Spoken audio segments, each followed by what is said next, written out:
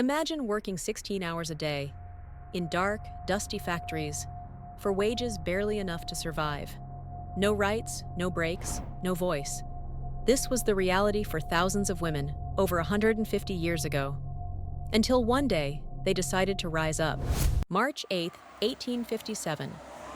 In the streets of New York, hundreds of female textile workers marched, demanding something we now take for granted: fair working hours, better wages, and decent conditions. But instead of being heard, they were met with violence. They were called crazy, they were beaten, but they could not be silenced. That March 8th was not the end. It was the beginning. Decades later, in 1908, 15,000 women marched again in New York under the slogan, "Bread and Roses." Bread to live. Roses for dignity. These struggles paved the way for fundamental rights: the right to vote, equal pay, maternity leave. Every right won was the result of fearless women who refused to take no for an answer.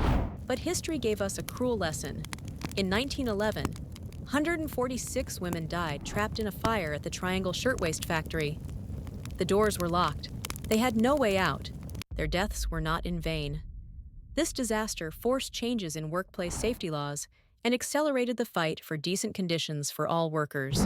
Today, thanks to their fight, women can vote, study, work in any field, and lead businesses and nations. But the fight is not over, because equality is not a privilege, it's a right. Every March 8 is not just a day of celebration.